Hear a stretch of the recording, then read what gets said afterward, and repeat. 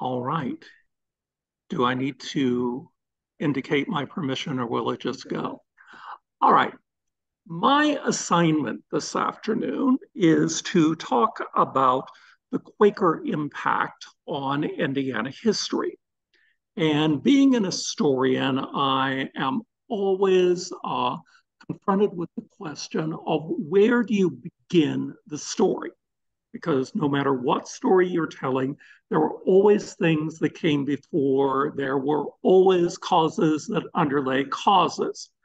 The best example I have ever seen of trying to go back to first or ultimate cause came a number of years ago when a friend of mine asked if I would look at a draft of the church history that he was writing.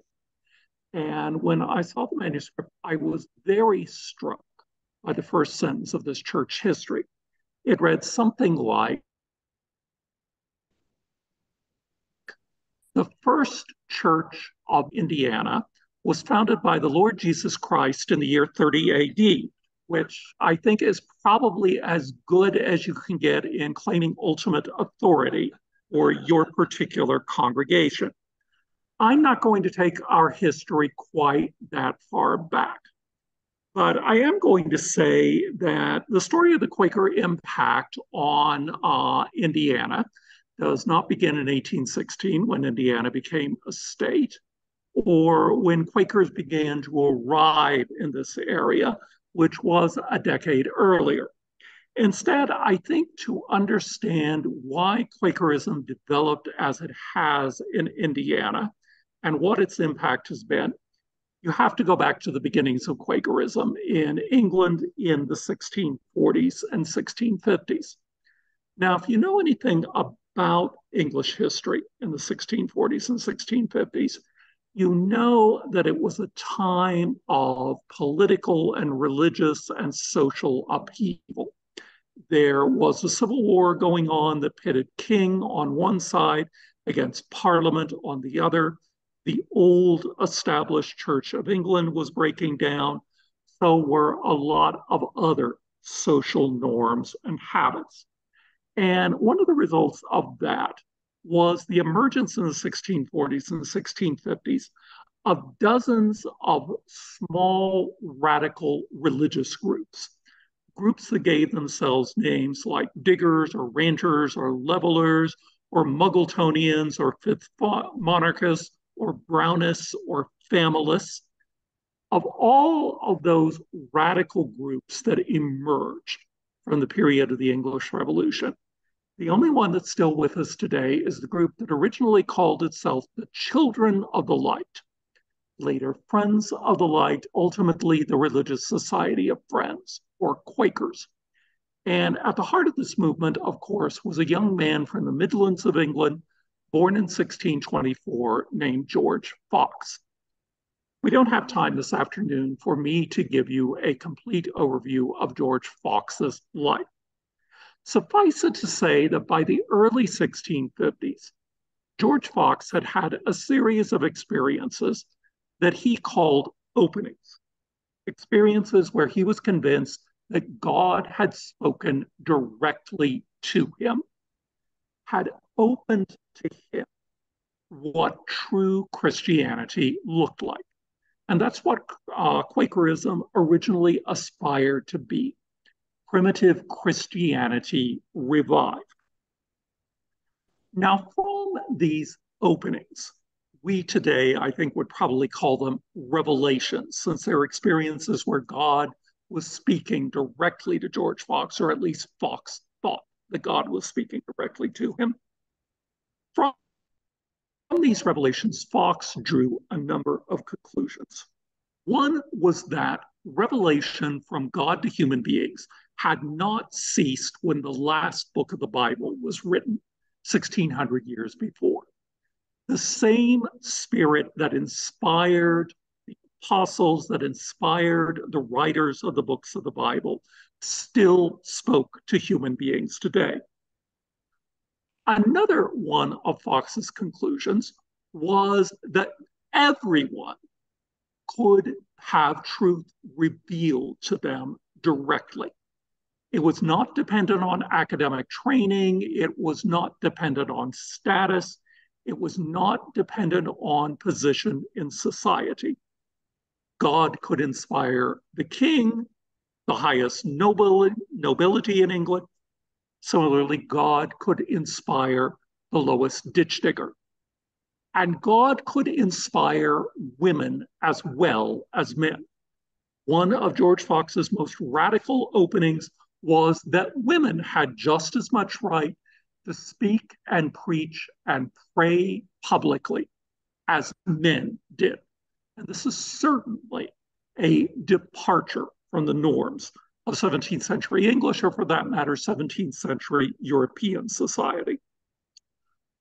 Fox also drew a number of conclusions about how true Christians should live, partly from his openings from God, partly from his own reading of the Bible.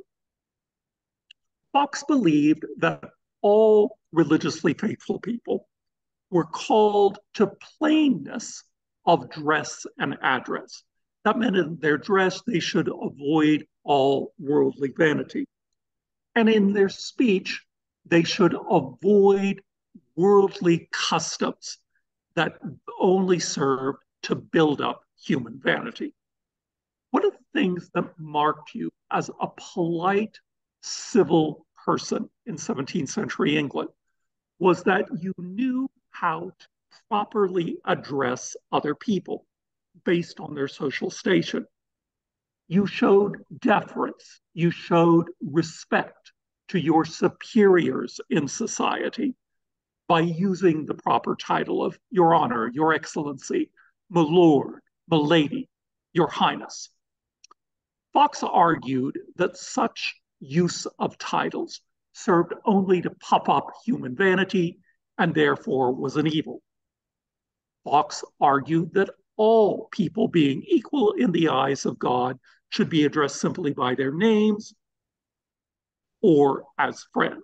And this is one of the things that simply drove the upper classes crazy about Quakers in 17th century England. This insistence on avoiding worldly custom that translated into a rather radical egalitarianism. Another one of George Fox's openings was that forced religious worship had no value in the eyes of God. Forcing people to attend the services of churches with which they did not agree, or to pay money to support priests or ministers whom they would not voluntarily support, or worst of all, to pass laws requiring these things, was directly contrary to the will of God.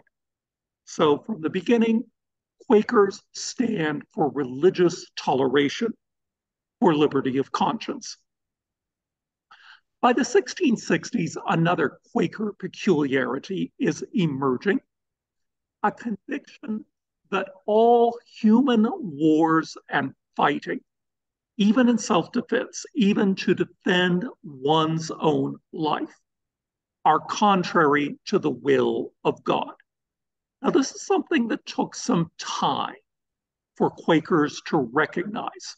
The Quaker movement was almost a decade old when Friends made their first formal statement on this subject in 1661. But after the 1660s, it increasingly becomes one of the marks of Quakerism. In addition to seeing themselves as a peculiar people, Friends were also aggressive evangelists in the 1650s and 1660s, a movement that didn't exist in 1645, had by 1660 attracted probably between 50,000 and 100,000 followers in England. And Friends sometimes felt called by God to travel to unlikely places. Two English friends went to Rome with the idea of converting the Pope to Quakerism in the 1650s. They got thrown into an Inquisition prison. Another Quaker woman felt called by God to go to Constantinople, what is now Istanbul, and to witness to the Sultan of the Ottoman Empire what true religion was. In Mary Fisher's case, she didn't get to see the Sultan, but she did meet with the Grand Vizier of the Ottoman Empire, who was the number two person in the empire. He listened to her respectfully, told her he thought that she was a godly woman, and made arrangements for her to get a ship back to England. Quakers often contrasted how the so-called Christian Pope in Rome treated them as opposed to the Muslim Sultan and his ministers in Constantinople. And Quakers evangelized in the Western Hemisphere. By 1660, there are Quakers in the West Indies, especially on Barbados. There are Friends who have established at least a toehold in New England, especially in the one New England colony that was religiously tolerant, Rhode Island, and on Long Island, what's now New York. Later in the 1670s, Quakers begin to settle in the Delaware Valley. And of course, in 1682, William Penn establishes Pennsylvania as a colony that will be based on Quaker beliefs, even though it is welcoming to people of all faiths. And that explains in large part why in the 18th century, Pennsylvania will be the most rapidly growing of all the British colonies in North America. Friends also established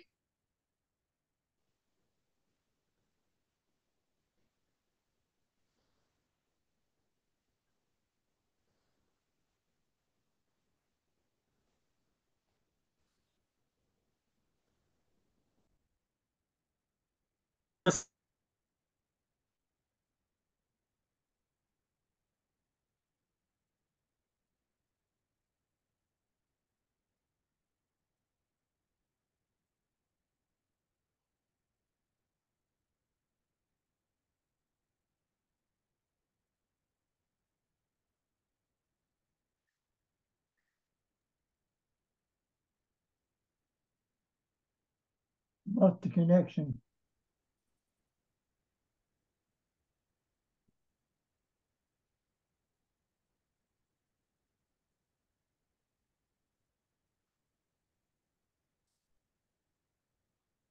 And it disappeared. Mm-hmm.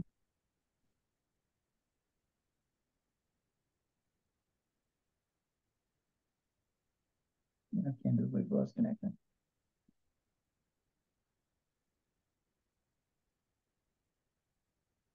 uh-oh, temporary halt here. There you go. Okay. All right, resuming. Back to Quakers in North Carolina around the year 1800. The goal of Quaker families is always to acquire enough land to settle all of the children on their own farms. But by 1800, that's becoming a challenge, partly because there's only so much land available. And since not only Quaker families, but North Carolina families generally have 8 or 10 or 12 children, access to land is becoming difficult. It's also becoming increasingly expensive. And in many cases, this is land that has been farmed for 50 or 75 years. It's becoming less productive. So it's understandable that Friends are going to join many of their non-Quaker neighbors in Virginia and the Carolinas in looking west for new lands to be settled, new lands that can be carved up into family farms. Unlike their neighbors, however, when Friends leave North Carolina, they do not move due west into Tennessee or Kentucky, or south and west into Georgia or Alabama and Mississippi. Almost always, they move north and west over the Ohio River into first Ohio and then the Indiana Territory. And here you see, driving this Quaker migration out of the South, out of North Carolina especially, that combination of Quaker morality and practicality you see throughout Quaker history. When Quakers move west, they move north of the Ohio River because they want to live in a territory where human slavery is forbidden. And under the terms of the Northwest Ordinance of 1787, slavery or involuntary servitude had been forever banned from lands north of the Ohio River. Quakers first encountered African slavery in the Caribbean, in Jamaica and Barbados in the 1650s and 1660s. Some Quaker converts in the Caribbean were enslavers. When George Fox visited Barbados and Jamaica in 1671 and 1672, he wrote an epistle to friends there in which he did not denounce slavery outright, but he warned Quakers who were slave owners that they must treat the people they were enslaving with kindness and humanity, that they should be brought to meetings for worship, that they should be treated just as white servants were, even if in the eyes of the law they were considered property. By the 1680s, at least some friends in North America were beginning to express qualms about the practice of enslaving fellow human beings.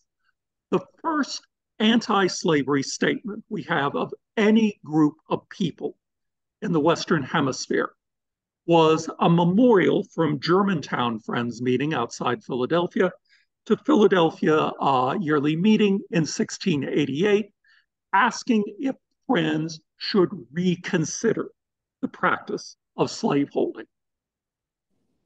Then, as now, Friends did not make decisions quickly.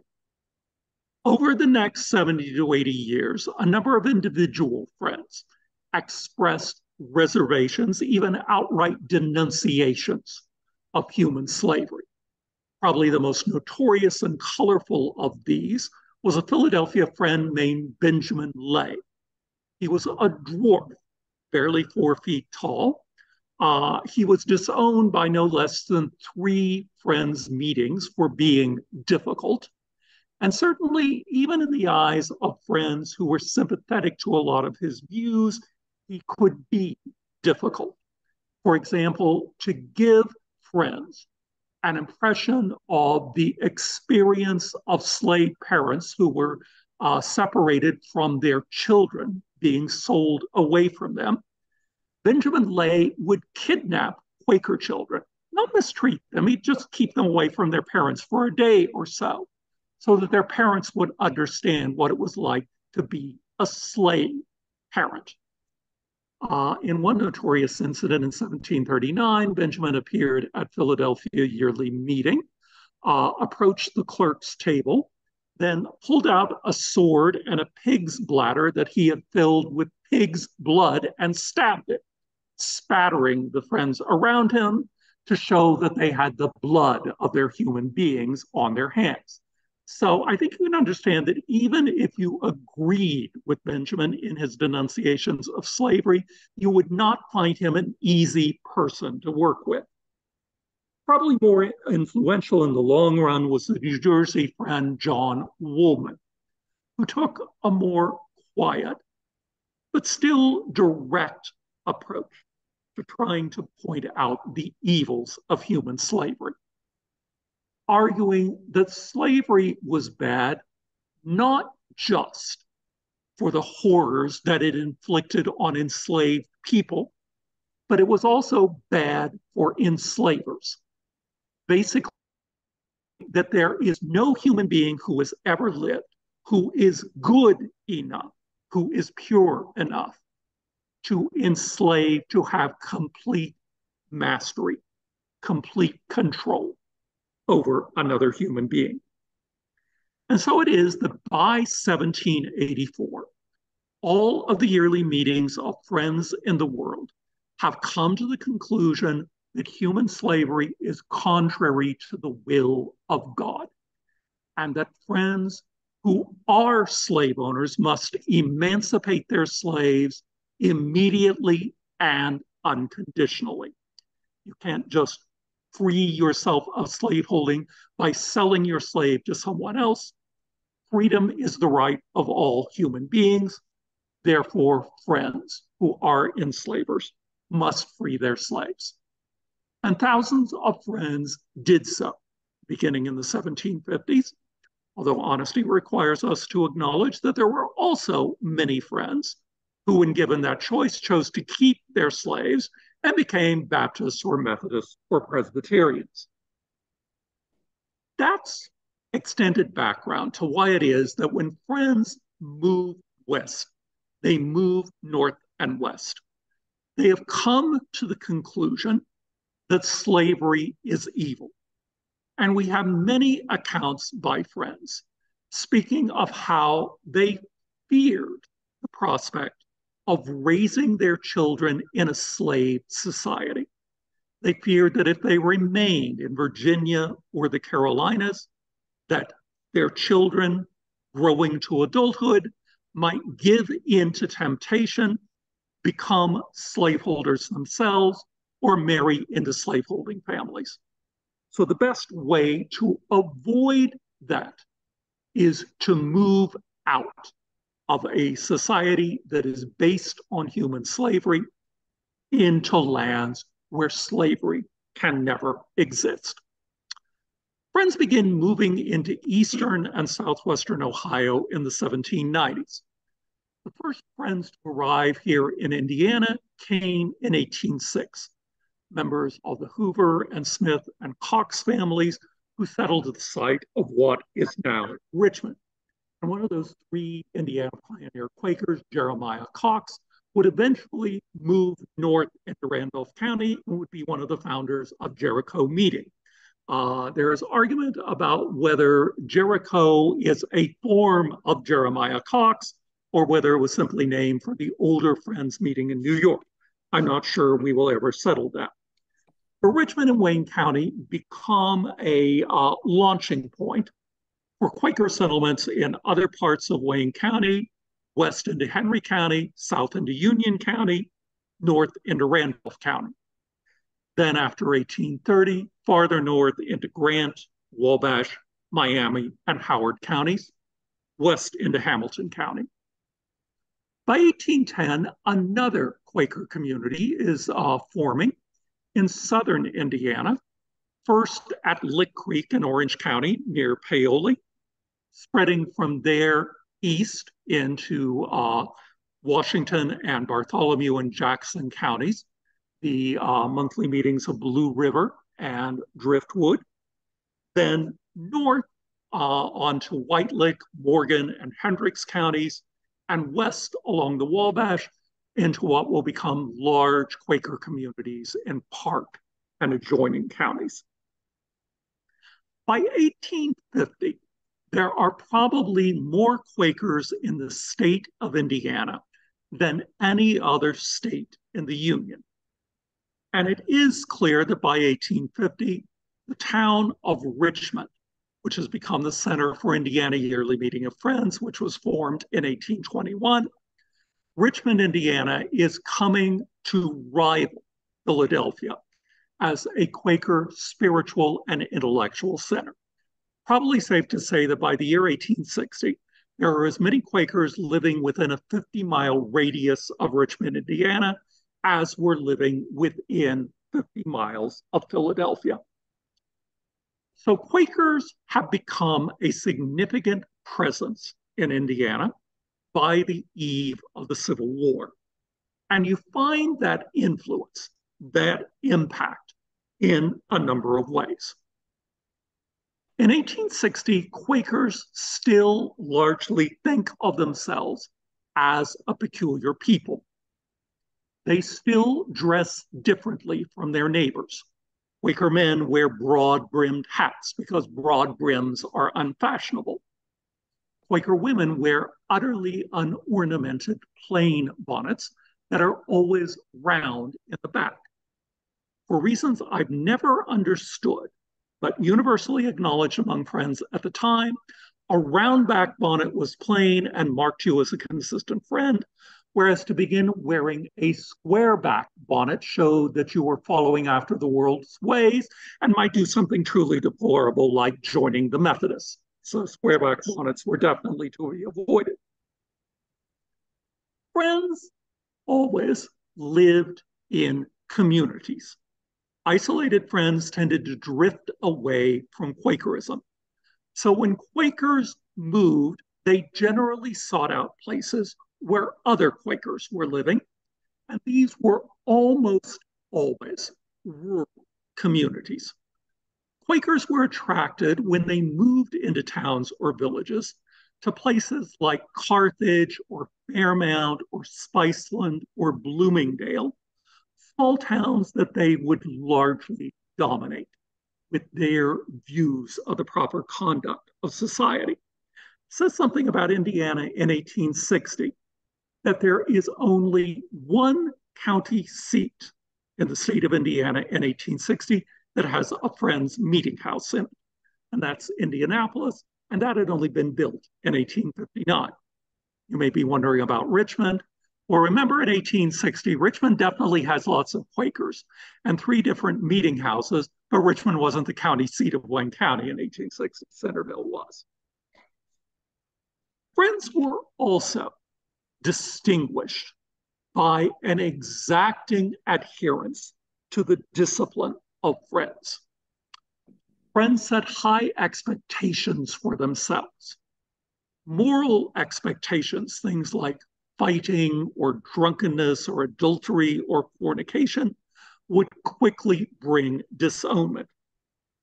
But Friends also still adhered to a number of views that were distinctive or peculiar to them, and that Friends were likewise expected to follow.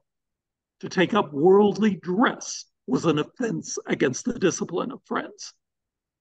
To refuse to use the plain language of thee and thy and thou to an individual person, that was deviating from plainness and could bring loss of membership. Most of all, to marry a non-Quaker was something that would quickly bring you separation from the larger body of friends unless you acknowledged your deviation from the discipline and expressed sorrow or regret. What we know about the views of their neighbors, of Quakers, is somewhat complicated. On the one hand, Quakers were almost always regarded as being scrupulously honest. One Baptist minister writing about Quakers in the 1860s wrote that when you shake the hand of a Quaker on an agreement, you know that agreement will be fulfilled to the letter. So Quakers value their reputation for honesty. But the Baptist minister continued, you also shake the hand of a man who will want the last penny that he has agreed he will want from you. In other words, when you make a bargain with a Quaker, the Quaker will hold you to that bargain. Quakers had a reputation for being kindly and humane. People who took the 10 Commandments literally. Again, that made them respected in the eyes of most of their neighbors, but it also gave them a reputation for being somewhat unworldly and unrealistic. The Quaker refusal to take even a friendly drink of whiskey or to engage in good-natured fisticuffs. A lot of people in Indiana that marked Quakers as being simply rather strange, certainly not people that you can have a good time around. And of course, there was the Quaker commitment to peace. The Quaker belief that all wars and fightings are contrary to the will of God. In wartime, that often caused tension with non-Quaker neighbors. Sometimes Quakers who refused to drill with the militia were to pay militia fines, would find their property being seized for those fines, or young Quaker men being thrown into jail. And as you might expect, the military authorities of the state of Indiana often took a dim view of Quakers. Favorite example of that was General Jonathan McCarty of Brookville, who aspired to a seat in Congress, but unfortunately lived in a district that was largely populated by Quakers. And they were not impressed by the fact that he was a general. They were even less impressed by the fact that he was a Jacksonian Democrat in that district in the 1830s and 1840s. General McCarty publicly opined that the damned Quakers should not be allowed to vote, since they would neither fight nor vote for a general. That was probably generally true. There are other ways the Quakers made an impression on Indiana, however. One was their commitment to education.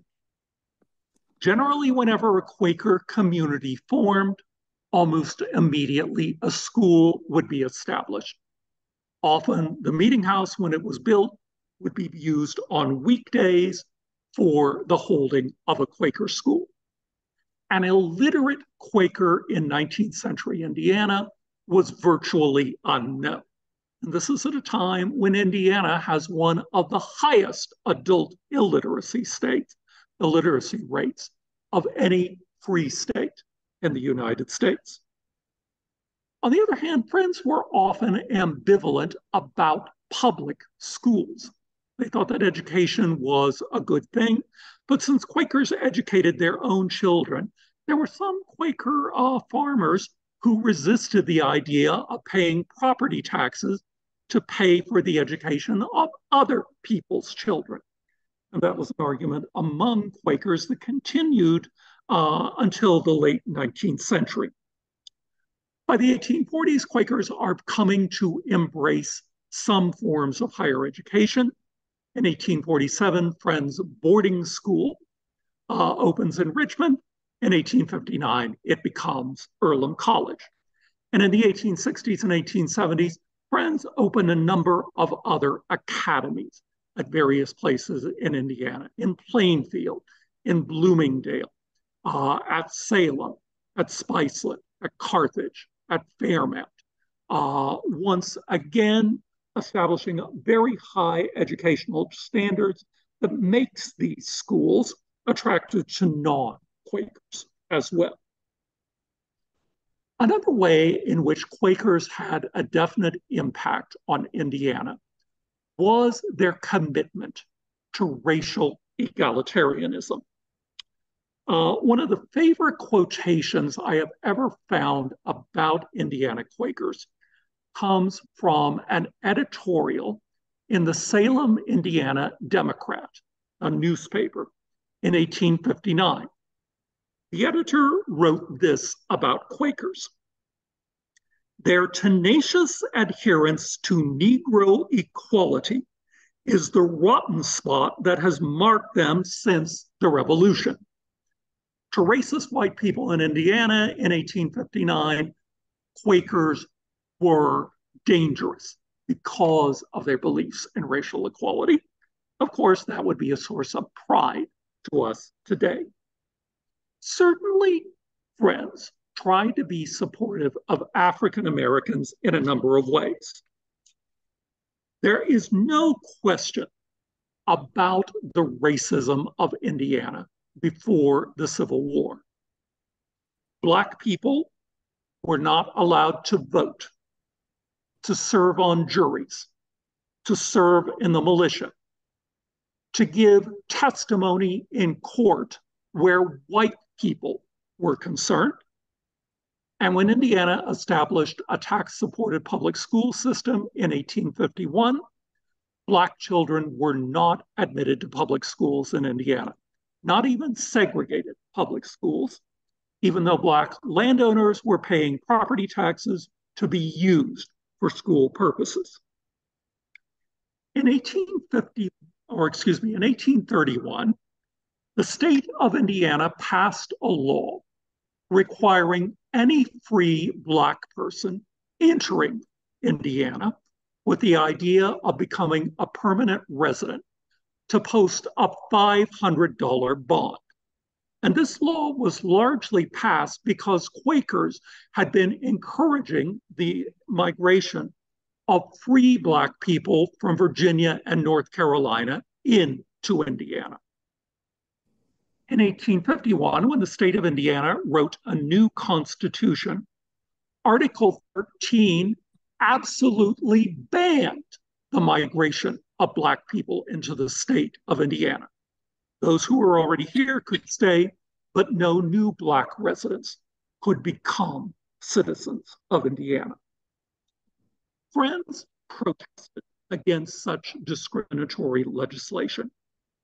In 1831, Elijah Coffin, the clerk of Indiana Yearly Meeting, went before the Indiana legislature and denounced the proposed Black law. He said that it was clearly contrary to the will of God, to the teachings of Christ, to the letter and spirit of the New Testament.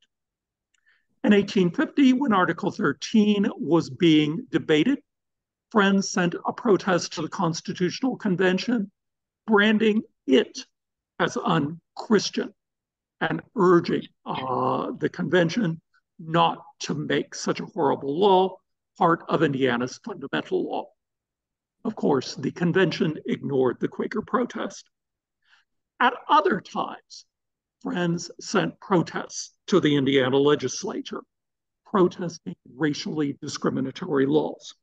Unfortunately, it would not be until 1866 that the Indiana legislature moved to repeal any of these laws. So Quakers responded to this situation in a variety of ways. Probably the most famous Quaker response, one in which Friends take a certain amount of pride even today, was involvement in the Underground Railroad. That's me. By Coffin, Quaker originally from North Carolina, taking residence in what is now Fountain City in 1826. I don't know how to get it. Became known as the president of the Underground Railroad. And we know that hundreds of other Friends in Ohio and Indiana, Michigan and Illinois and Iowa were involved in at least some aid to fugitive slaves before the Civil War. Now, certainly, when you think about the history of the Underground Railroad, you have to recognize, you must acknowledge that the people who are taking the greatest risks are the fugitives themselves. They are the ones in danger of being caught and sent back into slavery or worse in the southern states. Aiding fugitive slaves is, of course, illegal. So Quakers who do so are violating the laws. They risk fine and imprisonment. And many Friends like Levi Coffin are open in acknowledging they are doing just that because they believe this is what God expects them to do. And we also know that this is why some Friends saw value in plain Quaker dress and language. Again, put yourself in the place of a slave who is trying to escape from Kentucky. You cross the Ohio River, you're in southern Indiana. You have no idea whether any of the white people you're going to sympathize with you and help you, or whether they're going to see you as the prospect of collecting a reward that's being offered for a runaway slave. You have every reason to be fearful of contact with most white people. Chances are you're going to seek out other Black people in southern Indiana, or you very well will have heard of these strange white people called Quakers who wear funny clothes and say, "thee and thou." If you encounter one of them, they will probably help you. So this explains why Friends are involved in aid to fugitive slaves in out of all proportion to their numbers. They are also among the leaders of the organized anti-slavery movement in Indiana. From time to time, when there are moves in the Indiana legislature to weaken the laws against slavery in Indiana, Friends vocally and vehemently protest. When the Indiana State Anti-Slavery Society is formed at a convention in Milton in Wayne County in 1838, Friends are among its organizers. When the first two anti-slavery newspapers in the state of Indiana, the Protectionist and the Free Labor Advocate, are published, they are both published in what is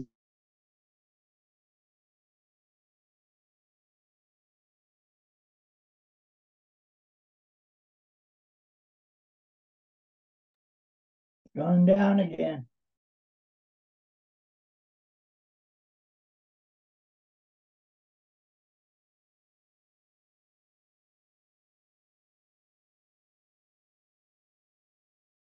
on anything.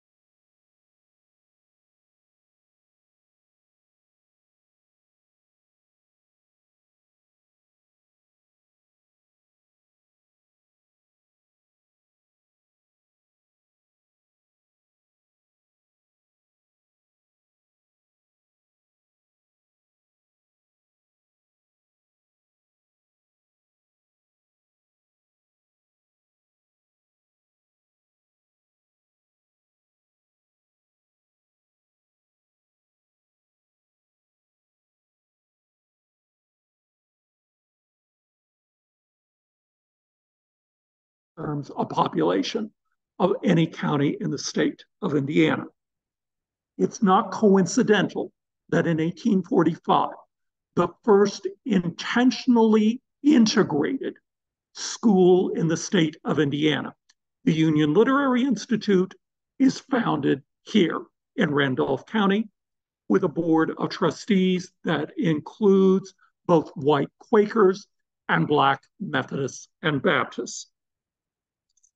Quakers often try to defend the legal rights of people of color. In one case in 1844, Friends actually paid for an attorney from Richmond to travel all the way to Texas to file a lawsuit to gain the freedom of a young Black man, a free Black man from Wayne County who had been kidnapped and taken into slavery in Texas. And glad to say, the lawsuit proved successful. Now, certainly, if you look intensively at Indiana Quakers in the 19th and 20th centuries, not all were completely free of racism. Sometimes they were influenced by the attitudes of the larger society around them.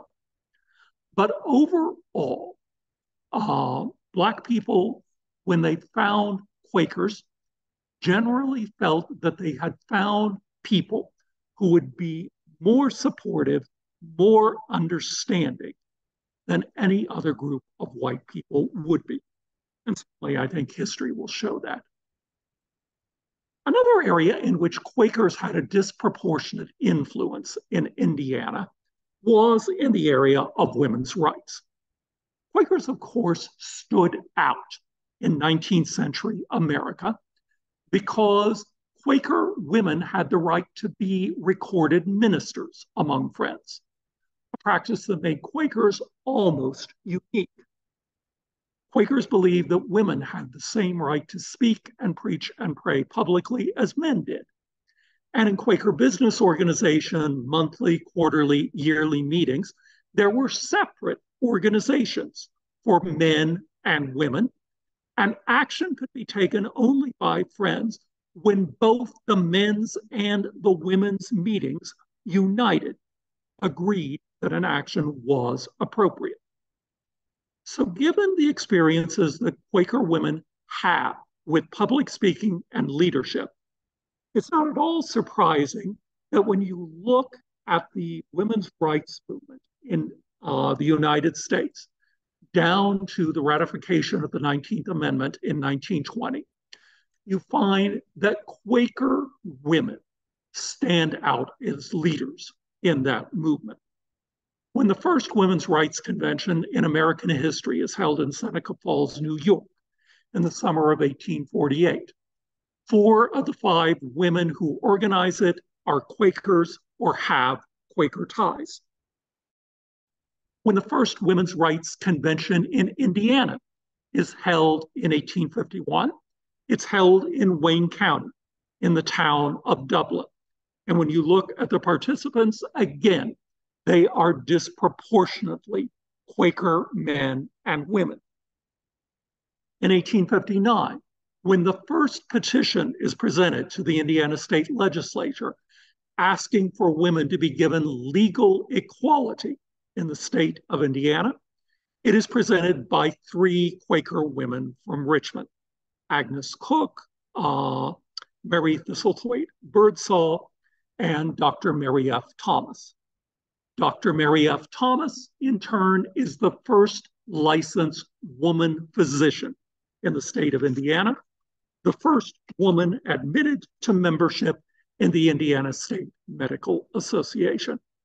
So again, in the area of women's rights, Quakers leave an impact here.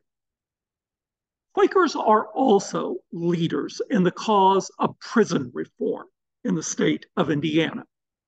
It's not coincidental that when the first exclusively juvenile criminal facility in the state of Indiana, the first reform school, as it was called in those days, when the first one is opened in the state of Indiana, it's opened in Plainfield, a Quaker community. Leadership in the creation of a separate women's prison in the state of Indiana is taken by Quaker women, mainly 2 Quaker women from Richmond, the recorded ministers Rhoda M. Coffin and Sarah J. Smith. In the 1860s, Friends had been horrified to discover that at the state prison in Jeffersonville, in southern Indiana, male and female prisoners were housed together, leading to horrible abuse of many of the female prisoners. Among other things, it was a common practice for the guards to sell admission to the Saturday baths being taken by the female prisoners so the public could come in and watch. For Friends, this was absolutely intolerable. And so they went to work first persuading the Indiana state legislature to establish a separate women's prison, and then to stipulate that the board of trustees for that women's prison would consist of women. And Rhoda M. Coffin was a member of that first board. A final area in which Quakers were leaders in the state of Indiana well into the 20th century was in the cause of temperance. Friends, of course, had always opposed drunkenness as unworthy of any Christian. By the mid-19th century, Friends have generally come to embrace the ideal of total abstinence, that even moderate consumption of alcoholic beverages was of a bad tendency and contrary to the will of God. By the 1850s, most Quakers, not just in Indiana, but across the United States, have become prohibitionists, committed to the idea that the manufacture and sale of alcoholic beverages should be prohibited by law. This, of course, was controversial. Indiana would not achieve prohibition until well into the 20th century. But the 2 basic laws for the regulation of the sale of alcohol in the state of Indiana were both the work of Quaker legislators before 1900. In 1873, the Indiana state legislature passed the Baxter Law, which was named after the author of the law, Friend William Baxter of Richmond, Indiana. a state senator, the Baxter Law provided that before a license could be granted to any bar or saloon in the state of Indiana, a majority of adult residents in the city or township or precinct where the bar or tavern or saloon was to be open had to sign a petition in favor of the opening. So if you're a saloon keeper and you want to open a new saloon, you may have to go out and collect hundreds of signatures before you can even apply for a license. That proved controversial. After a few years, the Baxter Bill was repealed. In 1895, another law was put into effect that continued in effect well into the 20th century. This was filed by a Quaker state senator from Howard County, S. Edgar Nicholson. The Nicholson law was somewhat less restrictive than the old Baxter Bill. The Nicholson law provided that in any place where an establishment sells alcohol, residents can petition for a referendum vote to have the establishment closed. And the referendum can be not only for the closing of a particular establishment, but to ban the sale of alcohol in a town or a city or a township or even in a county. In 1914, there was such an election in the city of Richmond, a referendum that would have closed all of the saloons in Richmond. And it says something about Quakers at the time, says something about my own Earlham College at the time, that on the date of that referendum election to vote Richmond dry in the spring of 1914, Earlham dismissed classes so that students and faculty could go into town and turn out the dry vote.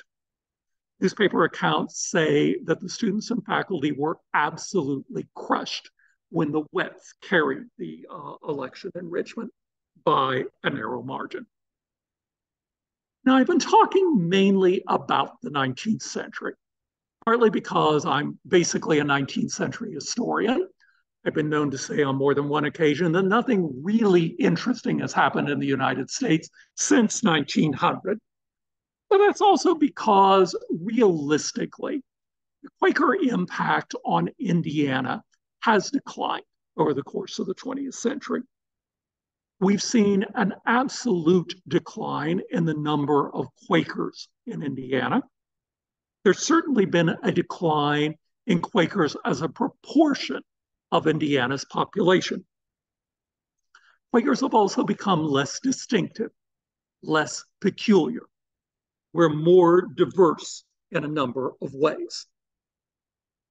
Still, there is no question that Friends as a group and as individuals have continued to be a force for good in the state of Indiana. As late as 1954, when a member of the Indiana State Textbook Commission wanted to ban the mention of Quakers in Indiana history books because Quakers wouldn't fight in wars and therefore must be communists. This really was a statement that was made by this official. Even the governor of Indiana at the time, Roger Craig, came to the defense of Quakers, saying that he had known many Quakers in the course of his life, and they were uniformly good people. So in short, Indiana Quaker history has its spots. It has its blemishes, but it's generally a happy story. I think generally the Quaker impact on Indiana has been a positive one. And when we have had our failures, they've been greatly outnumbered by the successes. On that note, I think I'll conclude right at 4 o'clock.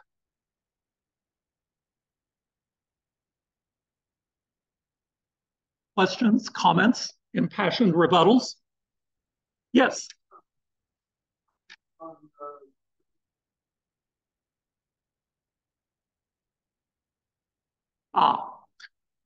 Quakers and Native Americans, or Quakers and Indians. Certainly, Quakers prided themselves on being friends of Native Americans. Beginning in the 1750s, it became a regular Quaker practice that whenever treaty negotiations were taking place between government officials and Native Americans, the Quakers would try to attend to make sure that nothing dishonest took place, that the written treaty that was being signed actually said what the government had told Native Americans it said. By the early 19th century, Quakers in New York and Pennsylvania and Ohio are opening schools for the education of Native American children.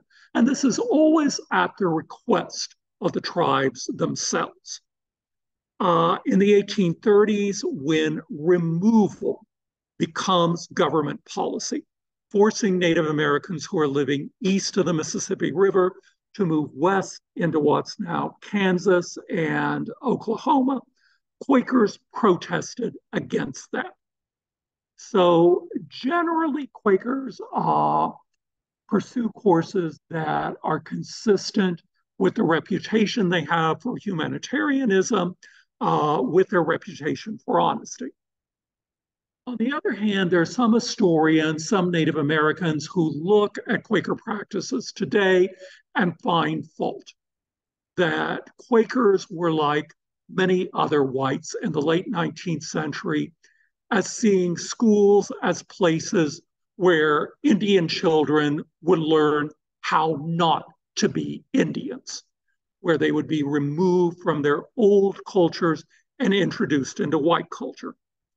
Similarly, when Quakers are working among Native Americans after the Civil War, they encourage them to give up their older tribal ways and settle down as small family farmers like white farming families did.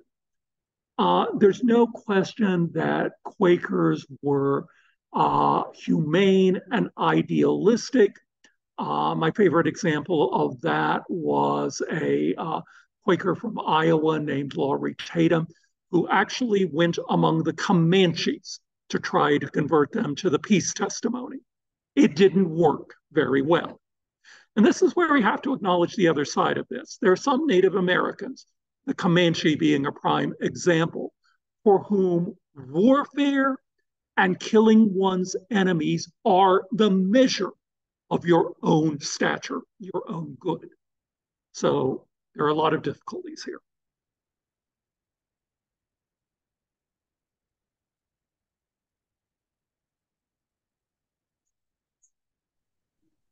I had a question. You talked back early in the 1800s when they decided that slaves was not what Friends wanted.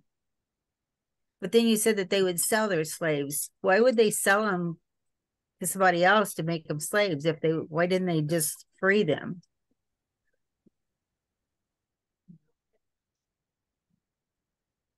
Gretchen, can you hear us? Yes, but that wasn't me asking the question. It was another friend here on Zoom, TM Critch. Yeah, I'm afraid I can't hear you.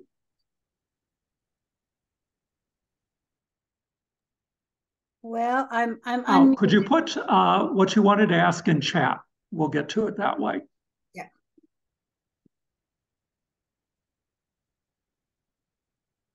I thought I saw Keith. Can you open up the chat? Okay.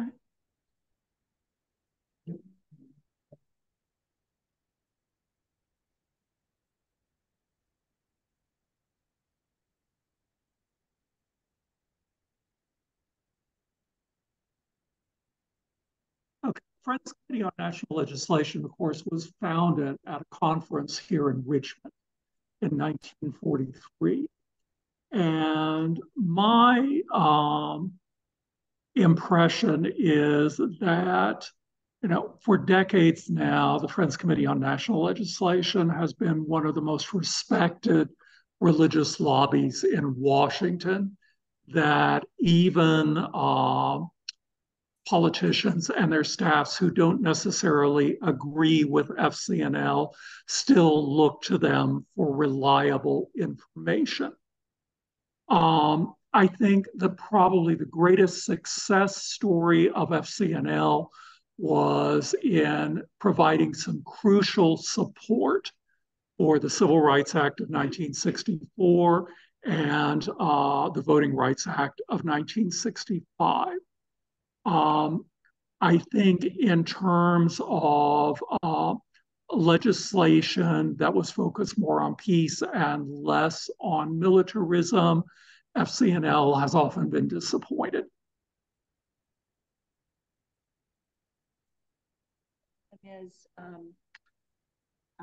Why didn't the Quakers free their slaves instead of selling them? Okay. The Quakers did free their slaves, at least friends who were enslavers. If they wanted to retain their membership, they had to emancipate any slaves they held unconditionally, give them their freedom. If you were a Quaker who was enslaving someone and you refused to emancipate that slave, then you would lose your membership. And to be honest, there were some Quakers who made that choice to give up their membership and to keep their slaves. The other question, which I anticipated, what about the Klan and Quakers in the 1920s? Complicated story. Many of you probably know that the Ku Klux Klan was extremely powerful in Indiana in the 1920s. Indeed, it probably had more influence in Indiana in the 1920s than any other northern state. And we know that in the 1920s, a lot of Indiana Quakers joined the Klan. The leader of the National Klan Women's Organization was a Quaker pastor named Daisy Douglas Barr. She had been the pastor at Friends Memorial in Muncie, at Newcastle Friends, at Mooresville Friends. One of the people she brought into the Friends Sunday School in Mooresville supposedly was a young man named John Dillinger, on whom she apparently did not have a lot of effect.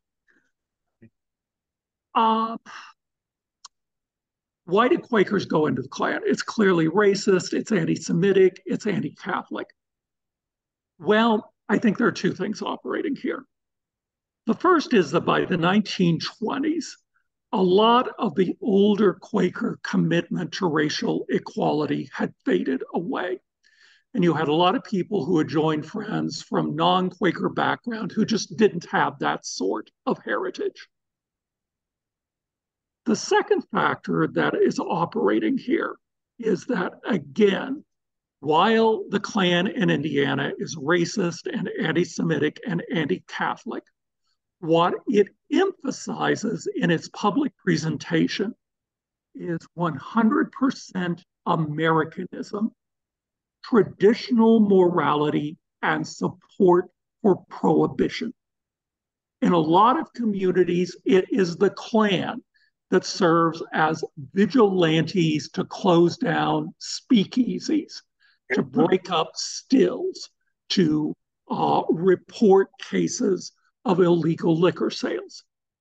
And there were many Indiana Quakers who were so committed to prohibition that they were willing to overlook the dark side of the Klan because of the good that it perceived being done. There were certainly Quakers in Indiana who denounced the Klan. Indiana Yearly Meeting in 1922 formally condemned Klan membership, but on the other hand, it never considered revoking the recording of ministers like Daisy Douglas Barr, who were publicly active in it.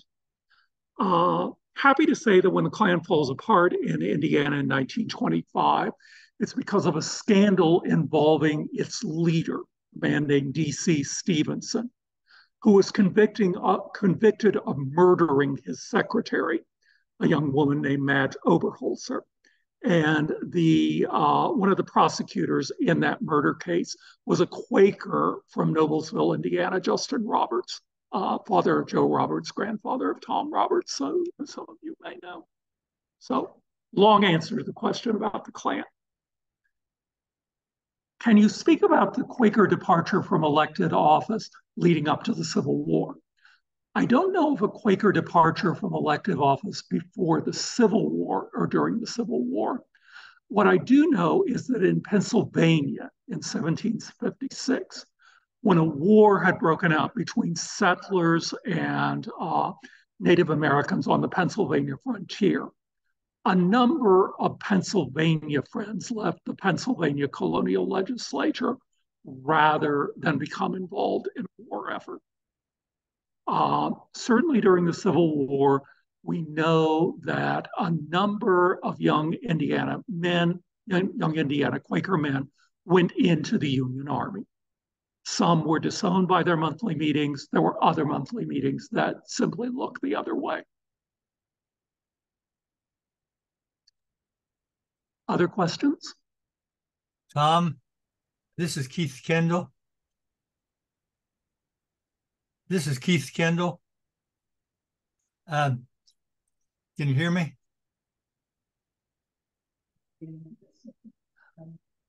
Oh, I think Quakers have already been drug into it. There's a friend from Colorado named Paula Palmer who has been doing a study on this. And, she is quite outspoken that Quakers must repent for the part they had in the Native American boarding schools. Of course, there was only one of those in Indiana, White's Institute, and it had Native American children for a relatively short period of time. Probably the best known of these was one who came to Earlham as a student in 1895. Her name then was Gertrude Simmons. She was also known as Zitcala Shaw. And she went on to become one of the leading Native American rights activists of the 20th century. She was a student at Earlham for 2 years. I think Keith Kendall is trying to ask me something, but I couldn't hear it. Can you hear me now? No, I'm sorry, I okay. can't hear you. Keith, you might try using the chat feature. Type in your question. Or Keith, you can go ahead and ask it, and then I can type it down. I just had an illustration of protests against alcohol by my uncle Marcus Kendall in Carmel. He very prominent businessman. He bought one of the alcohol licenses in Carmel years and years ago. When Carmel had 700 population, we had about 2 or 3 licenses. He bought one of those, and he took the guff of everybody. But upon his death, we found out at his funeral that he put that license in his desk drawer and never used it. And so nobody else could use it either. Exactly. That was one less that could be put to bad use. Okay. Well, it was Keith Kendall telling a story about his uncle, Marcus Kendall, who lived in Carmel at a time when it was, just a rural village of maybe 600 or 700 people. And legally, it was entitled to have 3 liquor licenses. Uncle Marcus bought one of them and then put it away so it would never be used. So that would reduce by a third the liquor licenses effectively in Carmel.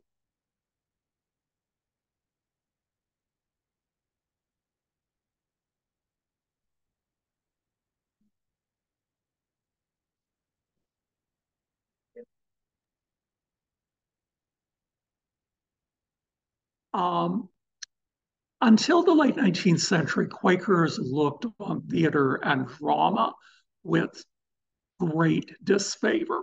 Attending a stage play was another offense against the discipline that could get you disowned. The visual arts, that's more complicated because we know that there were always Quakers who had portraits of themselves painted. I've heard one story about a Quaker family that had a portrait painted. On the other hand, they weren't sure that this is really something they ought to do. So whenever they were going to have visitors, they put it in a closet. On the other hand, we've had some remarkable Quaker artists in Indiana. I'm thinking of Marcus Mote, and John L. Wood Bundy, whose studio was just across the street from my house in Richmond. And by the 20th century, you know, qualms about the arts have pretty much disappeared.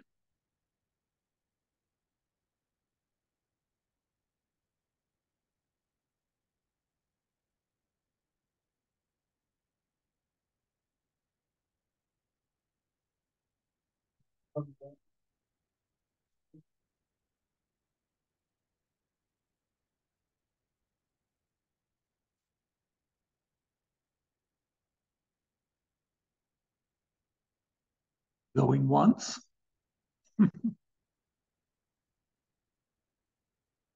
Second call.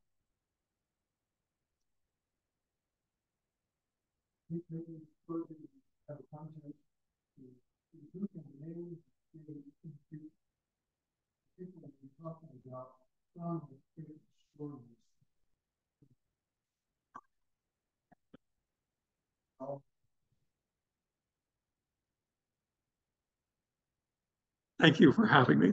It's a good story to tell.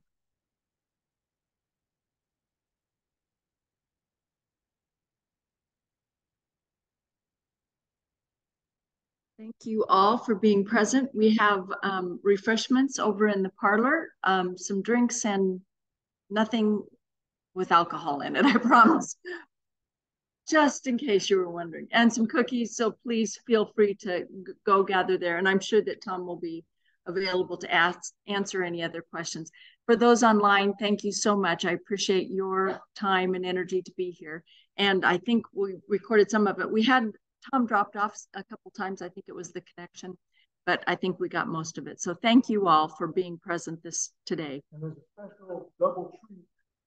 Not only get cookies, carbs, and sugar and all that, you also have something to eat. Be sure to feed your cookie. Read your cookie. Thank you all. Yeah.